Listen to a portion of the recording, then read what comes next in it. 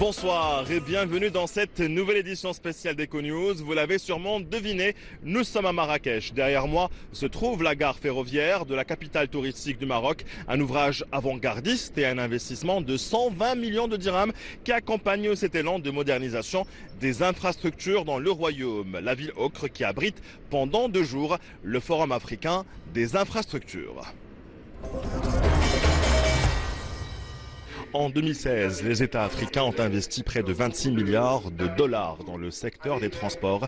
Des investissements peu suffisants dans un continent où 20% seulement du réseau routier est bitumé. Et en plus de devoir trouver les financements nécessaires, les économies africaines doivent réfléchir et concevoir les infrastructures de demain, qu'elles soient efficaces et durables. Comment y arriver et par quels moyens? Des réponses que les participants à cette première journée du Forum africain des infrastructures ont essayé d'apporter.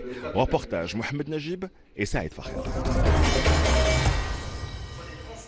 Durant la dernière décennie, le Maroc a réussi à renforcer ses infrastructures pour faire décoller son économie. Un modèle basé sur le partenariat public-privé ainsi que sur une vision à long terme qui inspire désormais les partenaires africains du Royaume. Une expertise partagée avec les 400 participants à ce forum. Il y a une vision prospective et c'est ça ce qui nous a permis d'avoir des feuilles de route. C'est des feuilles de route donc qui sont bien entendu mises en œuvre avec la participation de tous les acteurs.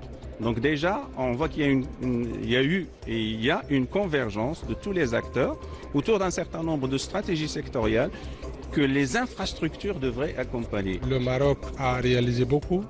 Et, je cite des exemples, le LGV, le port de Tanja, c'est des projets grandioses et qui font honneur à tous les Africains. Aujourd'hui, les investissements publics en Afrique ne suffisent plus pour développer les capacités des infrastructures existantes, d'où la nécessité de trouver de nouvelles solutions de financement pour combler un déficit en infrastructures en Afrique évalué à 100 milliards de dollars par an. Nous savons que le coût des infrastructures est tellement important que les financements publics ne suffiront pas effectivement à investir suffisamment dans les infrastructures et pousser les pays vers la diversification de leur économie. D'où l'ouverture effectivement au secteur privé. Après avoir démontré son efficacité, le partenariat public-privé semble atteindre ses limites, surtout dans un contexte de baisse des cours des matières premières. Pour les participants, pour que l'Afrique puisse financer ses infrastructures, elle doit désormais intéresser le privé ou impliquer les fonds souverains africains et leurs 72 milliards de dollars d'avoir. Découvrant les brèves économiques du jour, toujours à partir de Marrakech, avec un réseau routier de 60 000 km et près de 2200 km de voies ferrées et 34 ports. Le Maroc dispose des meilleures infrastructures d'Afrique du Nord, selon le dernier rapport du World Economic Forum. Le Royaume qui a lancé ces dernières années plusieurs chantiers pour moderniser ses infrastructures, à l'instar du projet de ligne à grande vitesse reliant Tanger à Casablanca, ainsi que le renforcement des connectivités maritimes avec les nouveaux ports de Nador, Kenitra ou encore Dakhla.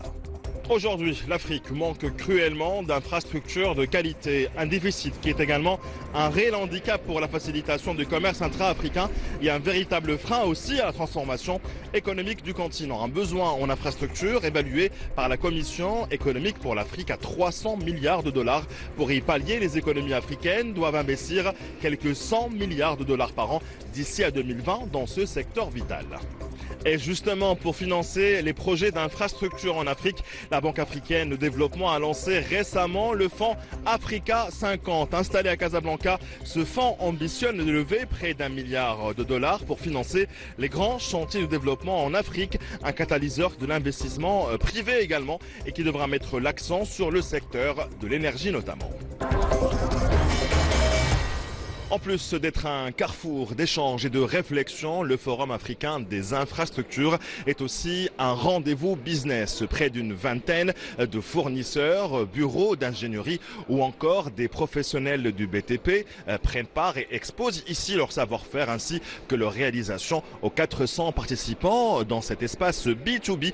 Des prises de contact que certains exposants veulent concrétiser en les transformant en accords de partenariat ou carrément des prises de commande de ferme pour justement accompagner ce grand chantier de développement des infrastructures en Afrique. À demain.